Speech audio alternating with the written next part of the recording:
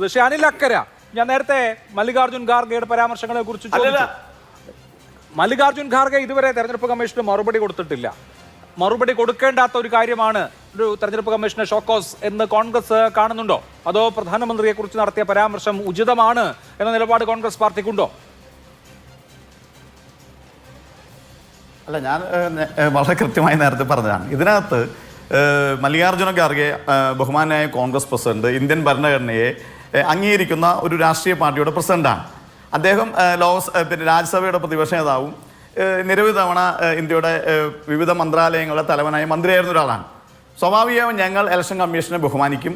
മല്ലികാർജുന ഖാർഗെ കൃത്യമായ മറുപടി ആ വിഷയത്തിൽ നൽകും എന്ന കാര്യം തർക്കമില്ല. നമ്മൾ പ്രാഥമികമായി ഓപ്പൺ ഡിബേറ്റിൽ തന്നെ അല്ലെങ്കിൽ പൊതു മണ്ഡലത്തിൽ തന്നെ ആ വിഷയവുമായി ബന്ധപ്പെട്ടുകൊണ്ടുള്ള മറുപടി ഞങ്ങൾ നൽകിയതാണ്. ഇവിടെ റജി ലൂക്കോസ് ഒരുപാട് ബുദ്ധിമുട്ടിയാണ്. അദ്ദേഹത്തിൻ്റെ നിലപാടാണ് അദ്ദേഹം സൂചിപ്പിച്ച് കൃത്യമാണ്. അദ്ദേഹത്തിൻ്റെ നിലപാട് കോൺഗ്രസ് വിരുദ്ധ നിലപാടായിരുന്നു.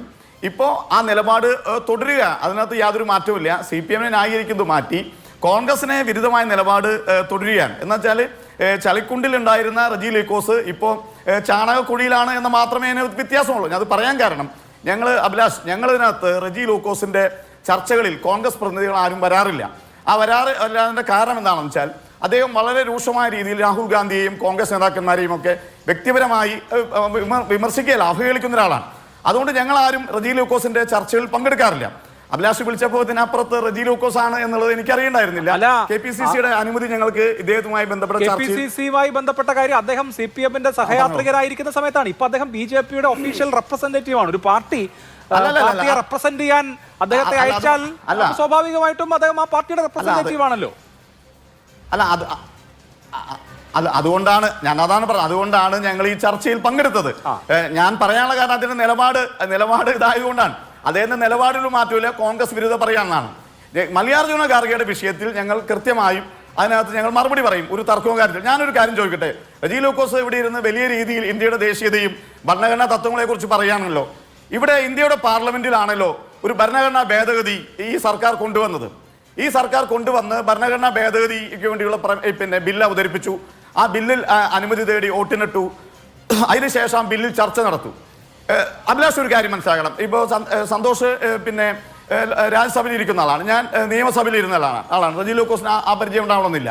നമ്മളൊരു സഭയിൽ ഇവിടെ ഒരു സഭയിൽ ഒരു വിഷയം, ഒരു ബില്ല് കൊണ്ടുവന്ന് ആ ബില്ല് അംഗീകരിച്ചു കഴിഞ്ഞാൽ സ്വാഭാവികമായും ആ ബില്ല് അംഗീകരിച്ചു കഴിഞ്ഞാൽ അല്ലെങ്കിൽ ആ ബില്ലിന്റെ നടപടിക്രമങ്ങൾ പൂർത്തിയാക്കിയാൽ നമ്മൾ ആ ബില്ലിനെ ഒരു ഭരണഘടനാ സ്ഥാപനം എന്ന രീതിയിൽ ആ ബില്ലിനെ അംഗീകരിക്കേണ്ട ഉത്തരവാദിത്വം ഇന്ത്യയുടെ പ്രധാനമന്ത്രിക്കില്ലേ, അല്ലെങ്കിൽ അതുമായി ബന്ധപ്പെട്ട പ്രതിപക്ഷ നേതാക്കന്മാർക്കില്ലേ? ഉണ്ട് എന്നാണ് യാഥാർത്ഥ്യം.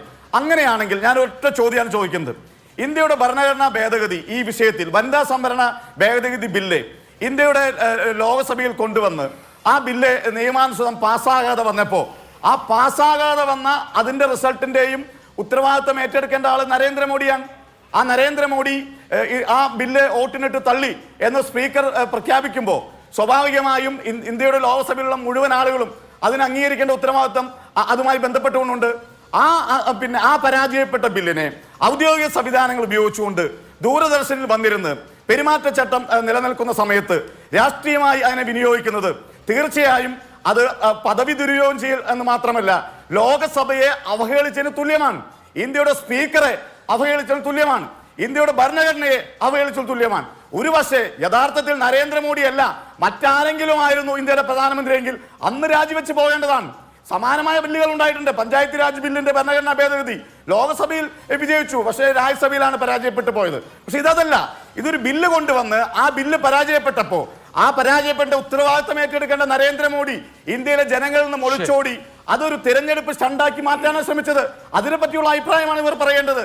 അതുകൊണ്ടാണ് ഞാൻ സൂചിപ്പിച്ചത്, ഭരണഘടനാ പദവിയെ ദുരുപയോഗം ചെയ്തുകൊണ്ട് തനിക്കേറ്റ പരാജയം, തന്റെ പാർട്ടിക്കേറ്റ പരാജയം ഭരണഘടനാ പദവി ഉപയോഗിച്ചുകൊണ്ട് ആ പദവിയെ നിർത്തി അഴിമതി നടത്തിയാണ് ദൂരദർശനിൽ ജാള്യത മറയ്ക്കാനുള്ള ശ്രമം നടത്തിയത്. അത് തീർച്ചയായും ഭരണഘടനാ ലംഘനമാണ്, സത്യപ്രതിജ്ഞാ ലംഘനമാണ്, ലോകസഭയോട് കാണിക്കുന്ന അനാദരവാണ്. അതുകൊണ്ടാണ് KC വേണുഗോപാൽ അവിടെ അവകാശ ലംഘനത്തിന് നോട്ടീസ് നൽകിയത്. അതിനുള്ള മറുപടിയാണ് നരേന്ദ്രമോദി പറയേണ്ടത്. ഇലക്ഷൻ കമ്മീഷനുമായി ബന്ധപ്പെട്ട നടപടി ഞങ്ങൾ അത് പരാതിയുമായി പോയിക്കോളാം. അത് എത്ര കാലം വേണമെങ്കിൽ ഞങ്ങൾക്ക് അത് ചെയ്യാൻ കഴിയൂ. ഈ രാജ്യത്ത് അത്രയും ആ ഭരണഘടന നിലനിൽക്കുന്നിടത്തോളം അത് ഞങ്ങൾക്ക് സംരക്ഷിക്കാൻ കഴിഞ്ഞു. റജി ലോക്കോസ് മനസ്സിലാക്കേണ്ടത് ഇന്ത്യയുടെ ഭരണഘടനയെ സംരക്ഷിക്കാൻ ഇന്ത്യയുടെ പ്രതിപക്ഷത്തിന് കഴിഞ്ഞു എന്ന വലിയ പ്രഖ്യാപനമാണ് വനിതാ സംവരണ ഭേദഗതി ബിൽ പരാജയപ്പെട്ടോടെ ഉണ്ടായത്. അതിന്റെ ഭാഗമായി നരേന്ദ്രമോദി രാജിവെച്ച് പോകേണ്ടതാണ് യഥാർത്ഥത്തിൽ. ശരി, അതാണ് കോൺഗ്രസിന്റെ നിലപാട്.